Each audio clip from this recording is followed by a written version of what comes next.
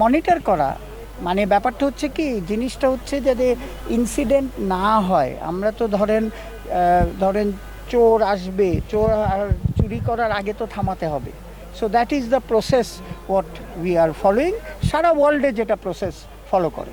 দেখেন, আমাদের প্রথম কথাটা হচ্ছে যে আমাদের যে সিকিউরিটি, আপনি অন্যান্য দেশের থেকে সিকিউরিটির থেকে কিন্তু আমাদেরটা একদম টপমোস্ট লেভেলে দেয়। তো সেই টপমোস্ট লেভেলেই আপনার দেওয়া হচ্ছে, মানে এটার থেকে উপরে আরও দেওয়ার কিছু নেই। আমার কথাটা বোঝেন।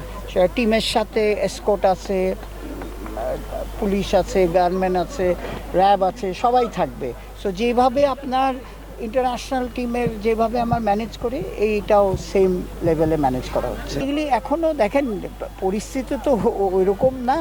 তো জিনিসটা হচ্ছে যে সবাই সবাই তাদের নিজেদেরও তো দায়িত্ব আছে। সো তাদের নিজেদের দায়িত্বে তারা যতটুকু সতর্ক থাকবে, কিন্তু আমরা আমাদের ফুল সাপোর্ট ওনাদের সিকিউরিটির ব্যাপারে, ইভেন নট উনি কমেন্টেটর, আমাদের টিভি প্রোডাকশন, ওনাদের সবাইকেই এক্সটেন্ড করা হচ্ছে। তো ধরেন আপনার অ্যালেক্স মার্শালি আপনার বলে দিয়েছে যে এই ব্যাপারে আমরা জিরো টলারেন্স, এবং তার গাইডলাইন অনুযায়ী উনি একটা গাইডলাইন তৈরি করে দিয়েছে। এই গাইডলাইন অনুযায়ী আমাদের চলতে হবে।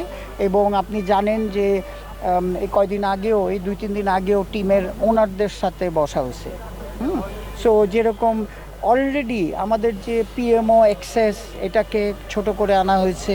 তারপরে আমরা 25টা করে চেক করার পরে 25টা করে অ্যাক্রিডিশন কার্ড দেওয়া হচ্ছে। এইসব ব্যাপারে উই আর রিয়েলি মানে আমাদের অ্যান্টি করাপশন বলেন আর ইন্টিগ্রিটি ইউনিট বলেন, এটা তারা কিন্তু রিয়েলি টাফ মানে সিচুয়েশন ক্রিয়েট করবে, এবং তাদের গাইডেন্স হচ্ছে এটা। এবং সাথে আপনারা জানেন যে আমরা আইসিসির থেকেও, আইসিসির অ্যান্টি করাপশন ম্যানেজার আসতেছে।